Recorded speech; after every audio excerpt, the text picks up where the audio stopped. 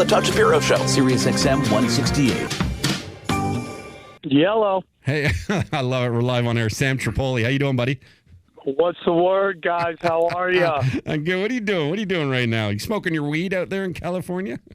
Yeah, I love it. And watching my no condom porn.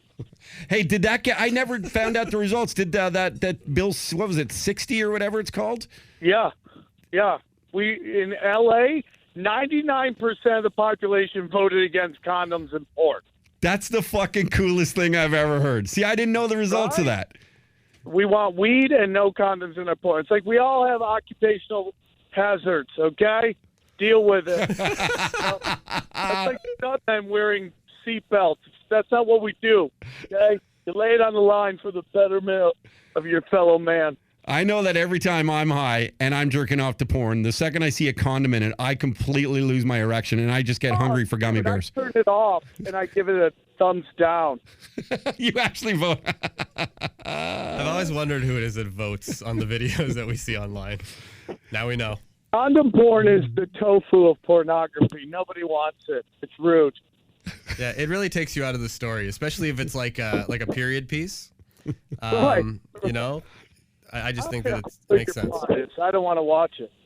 Yeah, I'll tell you what I do watch porn for, though. I actually get a lot of decorating tips. Interesting. Well, because Sam, you would know this. They get don't they get all sort of the Bel Air and Hollywood mansions and Malibu mansions, and you see them banging on this beautiful 100%. couch. Yeah. They'll rent out weird empty mansions and just do a lot of weird ass stuff out there, which I like. Here's my problem with amateur pornography. Clean your room, man. Clean your room. I'm so tired of in the middle of some weird stroke fest. And now I'm looking at, this person has to clean the room ever. Their lights blinking on their alarm clock. There's a baby carriage over there. It's got towels and clothes. I can't even concentrate on why these 5 black guys are running a train on this fat white chick. What are we doing here? Clean your room, man. That's her punishment for not cleaning her room. That's it. I ask people in the set, why do black guys love running trains? And I'll tell you why. Because black guys love team sports. That's why. Everything needs a point guard. That's my opinion. Punch Drunk Sports is where you can hear more of that opinion. Yeah, 100%. How's everything going with you, man? How's what's the mood like? I mean, you're one of those Californian Americans, so we all know where you guys lean. But what's the mood like in California? You're originally a New York guy, are you not? Yeah, well, I'm originally from upstate New York. I lived in Vegas for a while, and now I live in California. I'm assuming you're talking about, with the election and all that stuff. Yeah, what's going on? How are you feeling exactly? You know what, man? I think this election was dumb versus evil, and dumb won. And that's you got to accept it. Listen, I mean, I'm not somebody who I read all the WikiLeaks, all that. It's just hey, neither was a good choice. Mm-hmm. And so I live in Vegas. I live in L.A. I was doing a show in Vegas, and both went for Hillary. And this is where they're having all these protests. And it's we voted for her. Why are you protesting here? Why are you fucking traffic up? We voted for it. You know what's going to piss me off and make me a Donald Trump fan is when it takes me 2 hours to get to Starbucks and get a latte. Go protest where they didn't vote for Hillary. Go to Waco, Texas with that shit. How about that? If you're a tough guy. And if you're going to protest and you're going to riot, do it by a Best Buy because I need a new Xbox. And I would like a new video game player. If I'm going to get anything out of this election, it's I want a new Xbox. Oh, I know. Whenever I see a protest, I buy a balaclava and I can't wait to loot. Just to sneak in real quick. Yeah, I need a new television. Let's do this. I don't know, man. It's over. It's chaos. I don't know why people are still flipping out.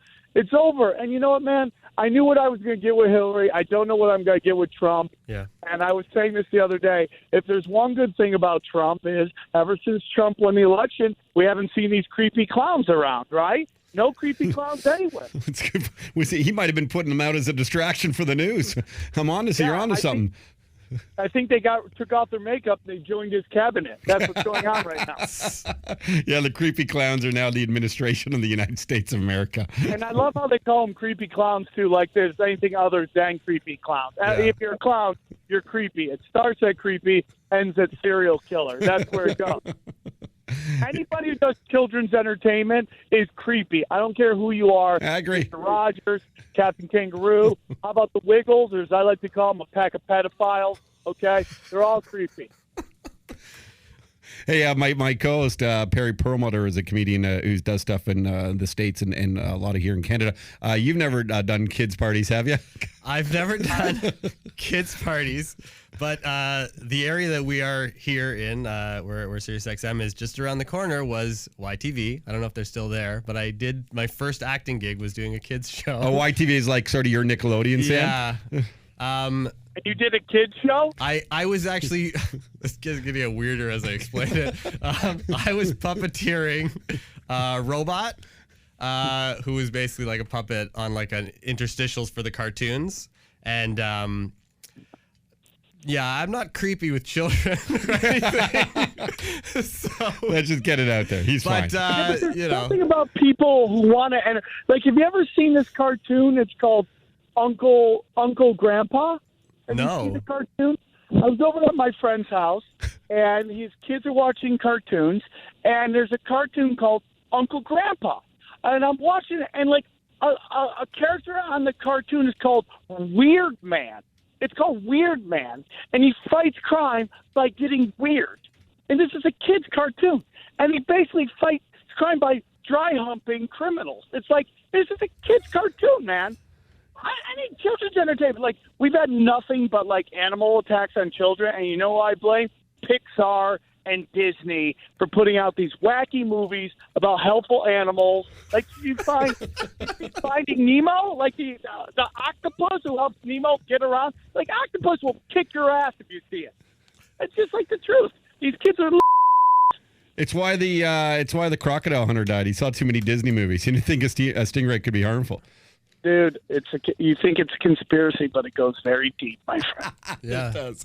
The stingray is really helpful in the movie, so that he was the first one that you would not suspect. Not at all. They're Animals have struck back, and they took out our loving crocodile hunter. Are most of your the comedic scene in LA? I saw really kind of rally around, not doing anything that was supportive of Trump, and there were a few that were. What is it like for you guys down there? Because you seem pretty realistic about it, and that's the way I approach life. You can't change it. Why waste your time? I don't know why people are protesting personally. I think what they should do is just get together and try and make a difference starting now for 4 years from now. But I mean, like, are the comedians, do some actually really care, or are you guys just having fun with this? Well, it's a weird thing. I mean, first of all, everybody protesting for Hillary Clinton, you're basically protesting for Francis Underwood from House of Cards. I mean, we're talking a diabolical, Sith Lord. That's really who you're protesting for. So you should really think about who you're protesting for. I think there's a weird thing that happens in Hollywood where people, like, on their social media, they do these very loud, boisterous stances on topics, and it's really just to kind of play to this, this is going to sound really weird, play to this, like, shadow group that runs Hollywood, like this, hey, look, progressives, I'm with you. It's like the weirdest thing, because when you actually know who these people are, they're not like that at all. But they're doing it loud, and they're screaming, and they're shouting on social media to show everybody, like, look, I'm with you too. There's, like, if you listen to, I got to do the End of the World podcast with Joe Rogan. Oh, yeah, I wanted to ask you about that. That looked amazing. Dude, it's pretty much the greatest thing comedically I've ever done. Like, just to be with them on stage at the Comedy Store, why just history's being made that nobody saw coming. And just like, there's Bill Burr's like, hey, dude, you got to give people a chance. And it was just I think there are people who are upset Hillary didn't win. And I think there's a lot of comics who are like, it's over, let's move on.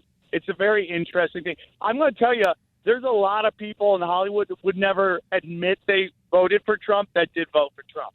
because it comes off as career suicide. And that's crazy to say, but it's the truth.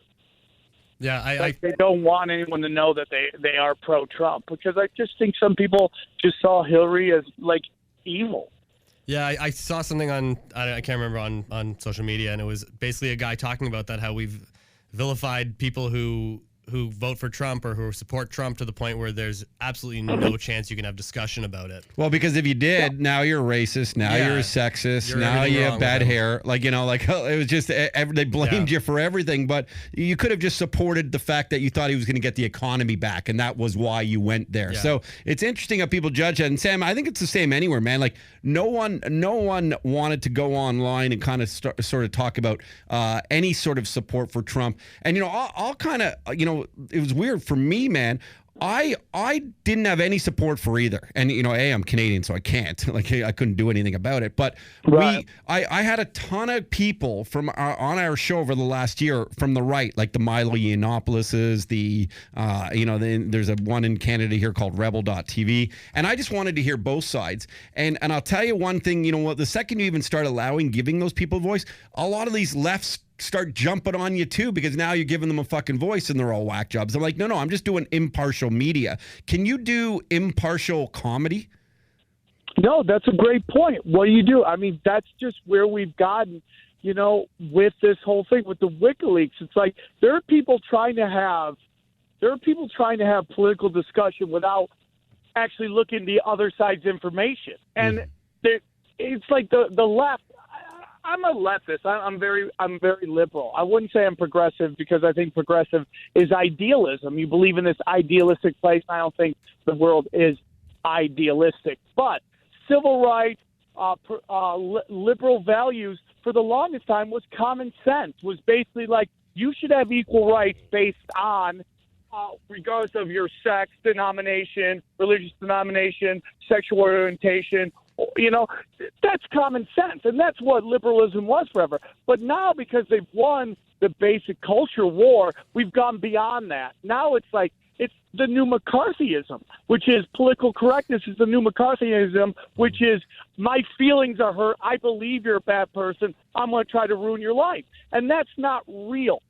And that's the big problem right now with having political discussion, is that people don't want to hear the other side's argument. I will listen to anybody. I will listen to your point of view, and I will take in and I will put it through my mind on whether I agree with it or not. And if you're right, I will admit it. People don't want that. We live in a world where people have paradigms on how they think, and you're seeing in America, and this is going to get really weird, but this real demonization of white guys, that all white guys are bad guys, and all the other people are the right, and the white guys are basically racist, bigots, and that's not true at all. I hate to tell everybody, but the truth of the matter is there's no progression in our culture unless white guys make it happen. Because for the longest time, white guys had all the control, and they don't concede women voting, equal rights, unless you had white guys pushing for it. And it's just the truth. But unfortunately now in Hollywood, there's this weird thing that happens with political correctness. Political correctness is basically hysteria that masks meek opportunism, which is basically there's people in this town that use political correctness to advance their careers. And they play it off like they care. Like a friend of mine got on Saturday Night Live, and you guys can tell me shut up anytime you want. But my friend Melissa Villasenor got on Saturday Night Live, and they attacked her for some tweets she put out. She put out that she basically got set up on a date with a black guy, and she was scared. Well, she got demonized by people trying to make her lose her job, which was McCarthyism, which is the same thing as McCarthyism. But what they did want to hear is that she bangs black guys all the time. And it's just like it doesn't fit into your paradigm. So these people tried to demonize her, and then when they went back through their tweets, they were making jokes about black people too. So it's like this weird kind of McCarthyism where we attack people and there's no real conversation going on. And that's kind of where we are. I agree with you. And I'll tell you, part of my problem with a lot of these late night talk shows and the Bill Maher's and the John Olivers and Seth Meyers and the Colberts, and I could list them all. is and I love these guys and they're so funny, but they really are also only showing one side of comedy. And I think it's sort of the same thing. Like, it's so politically correct, but it's like pushing one agenda. And I kind of wish I saw more of them rip into both sides. And I think we're kind of saying the same thing here, where it's like, not enough people are having a good fight anymore and saying, listen, it's all fucked up. Let's fight about it and let's find something in the middle. And I missed that fight. Like, I really missed the fight to get to a compromise, which is a healthy fight, a healthy debate where you're going at one another. Doesn't mean you think someone's a terrible person. It doesn't mean you think someone's a racist. Doesn't mean that you think someone is going to go out and do some terrible things, criminal things. It just means that you're different, and that's okay. So fight it out and figure out how you're the same, and then work from there. And too many people are afraid to do that these days, including those late night talk shows. I really believe that they're afraid to kind of show both angles and both sides to find out some sort of middle ground. Would you kind of agree with that? Well, I would tell you that life is not black and white, even though they try to make the fight black versus white. It's not black and white. The reality, the truth is in the gray. It's in the gray. It's where they both meet. And people don't want to admit that. It goes back to my progressivism is the left's version of the neocon conservatism, which is way on the other end, and that's not real. The truth is in the middle, and we don't want to see that anymore. And it's been really hard for me to watch Bill Maher and John Oliver lately. Good. Because I used to love to watch their show until this election, and we started getting closer and closer to election day, and you just saw them basically putting out misinformation. Because the truth of the matter is, at the end of the day, they're owned by Time Warner, and Time Warner's owned by the 6 groups that own all the media, which was deregulated by the Clintons in the 90s for no reason. Nobody knew why they deregulated, and you realize after a while it's to control the message. And it just sucks. The whole notion that these WikiLeaks were put out by the Russians is laughable. There's no connection to that. And it's like, okay, let's say they are put out by the Russians, right? What does that mean? It doesn't change what's in it. By the Clinton camp saying that the Russians put them out, they are basically validating that they're real. And it's like getting mad at the Russians for putting out the emails is like getting mad at the LAPD for O.J. Simpson killing 2 people. It's not the same thing, man. It's just ridiculous. And I can go down the whole thing about why it's not the Russians. Like, look at Edward Snowden, man. He's living in Russia.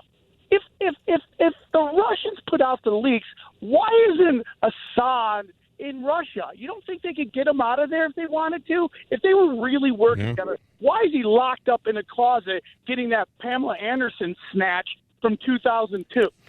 That's the only thing he's got going in his life, banging primo Pamela Anderson snatch that was good shit in 2002.